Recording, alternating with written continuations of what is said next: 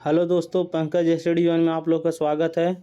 फिर से आज 7 क्लास विज्ञान का एमसीक्यू क्वेश्चन यानी ऑब्जेक्टिव प्रश्न लाए। अध्याय 4 यानी अध्याय 4 नहीं, इसको 3 में न्यू बुक में दिया हुआ है, इसलिए इसे मिला लीजिएगा, ठीक है ना। अध्याय इसमें चैप्टर का नाम है ऊष्मा। क्या नाम है? ऊष्मा। आज ऊष्मा का ऑब्जेक्टिव सॉल्यूशन करेंगे। चलिए आज इसका ऊष्मा का सॉल्यूशन करेंगे। चलिए पहला प्रश्न क्या कहता है इसमें देखिएगा, एक एक ऑब्जेक्टिव ध्यान से देखते चलिएगा। कहता है क्या कि किस प्रक्रम द्वारा सब्जी बनाते समय हैंडल गर्म हो जाता है? तो किसके द्वारा? तो चालन के द्वारा। सब्जी में सब्जी वगैरह सब बनाया जाता है कढ़ाई में, तो उसके हैंडल जो होते हैं वो गर्म हो जाते हैं। किस कारण से? तो चालन के कारण से। चलिए सेकेंड क्वेश्चन क्या बोलता है, कहता है कि जो पदार्थ अपने से होकर ऊष्मा को बिल्कुल भी जाने दे उन्हें क्या कहते हैं? तो जो पदार्थ अपने से होकर ऊष्मा को बिल्कुल भी ना जाने दे तो उन्हें क्या कहेंगे? तो कुचालक। क्या कहेंगे उसे? कुचालक। ऑप्शन क्या हो जाएगा इसमें? बी नंबर हो जाएगा, यानी कि कुचालक हो जाएगा। चलिए अगला प्रश्न क्या कहता है देखिएगा, कहता है कि डॉक्टरी, क्या बोला है कि डॉक्टरी तापमापी को उपयोग करने से पहले किससे धो लेना चाहिए? तो इसमें प्रतिरोधी घोल यानी प्रतिरोधी घोल से धो लेने चाहिए, क्योंकि उसमें बहुत सारे थर्मामीटर हर एक मनुष्य का अलग अलग बॉडी टेम्परेचर अलग अलग अति होता है, उससे थोड़ा नुकसान न पहुँचे, इसलिए डॉक्टर तापमापी को यानी कि थर्मामीटर को धोकर लगाते हैं। चलिए अगला प्रश्न क्या कहता है, चौथा नंबर कहता है कि थर्मामीटर का उपयोग करते समय कौन सी सावधानियां अति आवश्यक है? तो ये आपका देखो, थर्मामीटर का उपयोग से पहले और बाद में धोना चाहिए, बिल्कुल सही है। फिर अगला है क्या कि उपयोग से पहले का जल माने तल 35 डिग्री सेल्सियस से नीचे होना चाहिए, और थर्मामीटर का उपयोग करते समय इसे बल्ब से नहीं पकड़ना चाहिए, है ना।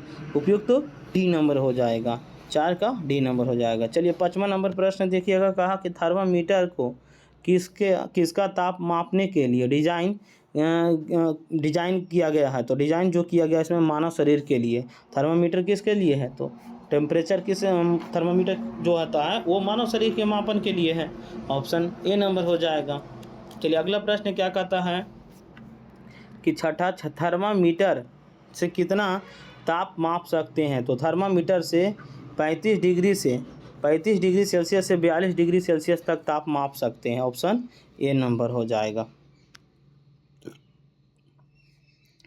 अगला है 7 नंबर। क्या है 7 नंबर देखिएगा, क्या है 7 क्या है, कहता 0 डिग्री सेल्सियस को फ़ारेनहाइट में बदलें। तो 0 डिग्री को फ़ारेनहाइट में बदलेंगे तो 32 फ़ारेनहाइट के बराबर होगा। ऑप्शन ए नंबर हो जाएगा। चलिए अगला प्रश्न 8वां नंबर कहता है कि द्रव में ऊष्मा स्थानांतरण किस विधि से होता है? तो ऊष्मा जो होती है वो किस विधि से स्थानांतरण किस विधि से होती है? तो द्रव और ऊष्मा, तो ये होती है संवहन से।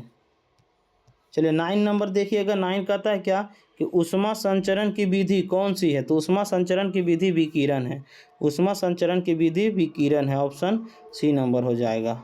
चलिए अगला 10 नंबर प्रश्न देखिएगा, कहा क्या कि सेल्सियस को फ़ारेनहाइट में कैसे बदला जा सकता है? तो फ़ारेनहाइट में कैसे बदला जा सकता है? तो इसका फार्मूला क्या होता है कि x डिग्री सी यानी डिग्री सेल्सियस गुने 9/5 प्लस 32 बराबर फ़ारेनहाइट, यानी फ़ारेनहाइट बराबर इसका हो जाएगा डिग्री सेल्सियस गुने 9/5 प्लस 32। ऑप्शन ए नंबर हो जाएगा।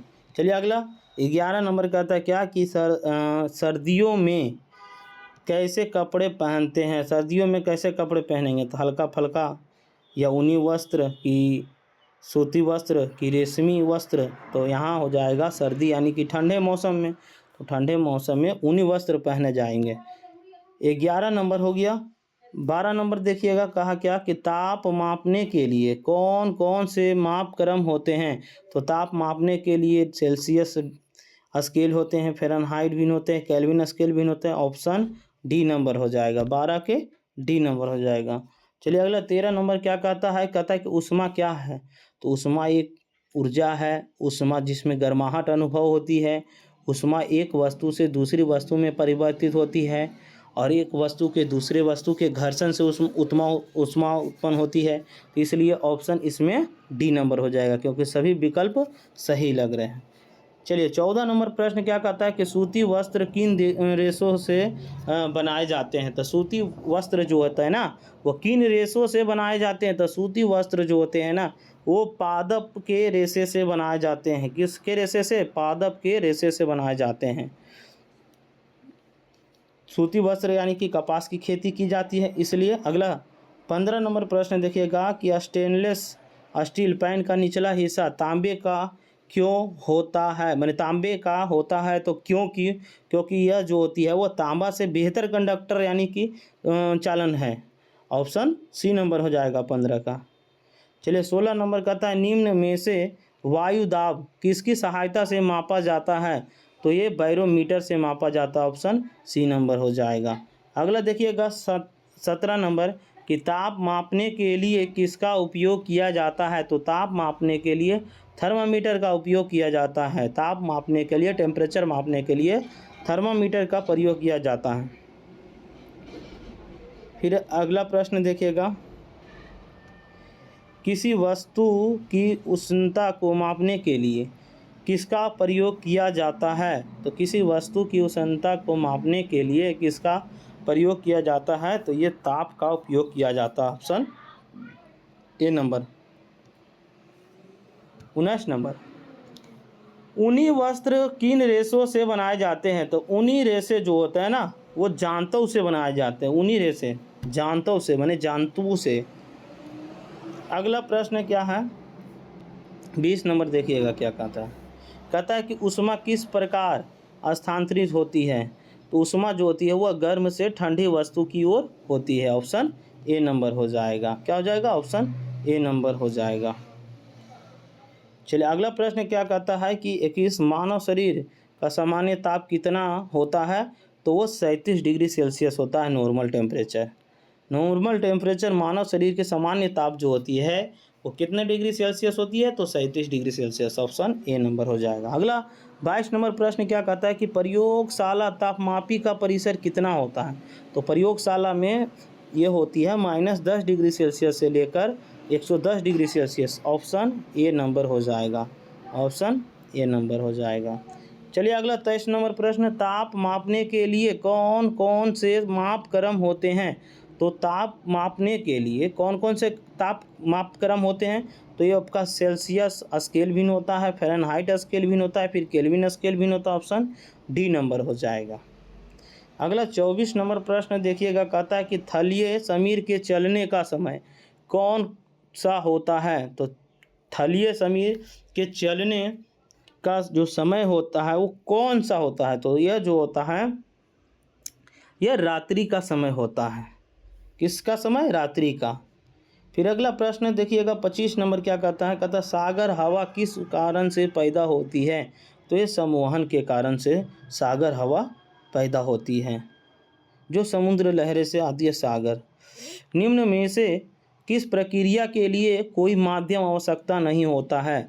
तो ये विकिरण के माध्यम से नहीं होता है, बाकी संवहन चालन से होते हैं।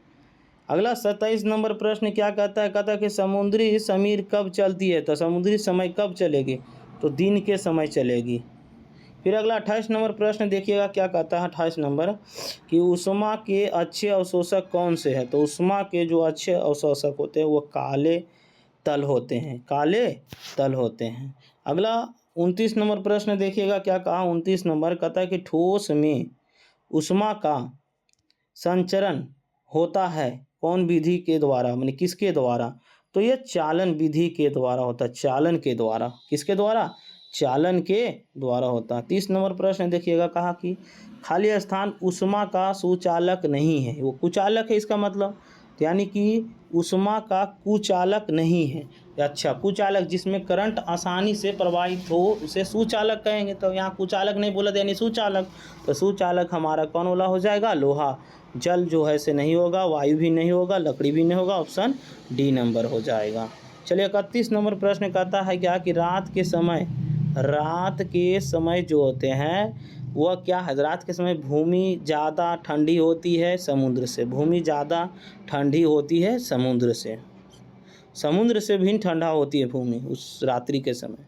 सेल्सियस स्केल किस वैज्ञानिक ने खोजा था? तो सेल्सियस जो खोज किया था वो एंडर्स सेल्सियस ने खोजा था, एंडर्स सेल्सियस ने खोजा था। चलिए 33 नंबर प्रश्न, सूर्य की ऊष्मा पृथ्वी तक किस विधि द्वारा पहुंचती है? तो ये जो होती है वो विकिरण के द्वारा, सूर्य के विकिरण के द्वारा पहुंचती है। अगला देखिएगा 34 नंबर प्रश्न कि ऊष्मा रोधी पदार्थ कौन से हैं? तो ऊष्मा रोधी पदार्थ जो होते हैं वो ऑप्शन बी और सी, यानी ऊष्मा को रोधी करेगा, यानी कि लकड़ी भी और प्लास्टिक भी। चलिए अगला 35 नंबर प्रश्न क्या कहता है कि जो पदार्थ अपने में से ऊष्मा का प्रवाह आसानी से होने देता है उन्हें क्या कहते हैं? तो उसे चालक कहते हैं, उसे क्या कहते हैं? चालक कहते हैं। 35 नंबर हो गया। अगला देखिएगा लास्ट प्रश्न 36 और 37, ऊर्जा की इकाई क्या है? तो ऊर्जा जो मापा जाता है, ऊर्जा का एसआई मात्रक जूल होता है और कार्य का भी एसआई मात्रक जूल होता है ना। चलिए अगला प्रश्न देखिएगा 37 नंबर क्या कहा कि पानी का उबलना बिंदु कितना होता है? तो ज़्यादा से ज़्यादा यानी कि 100 डिग्री सेल्सियस पर पानी उबलने लगता है।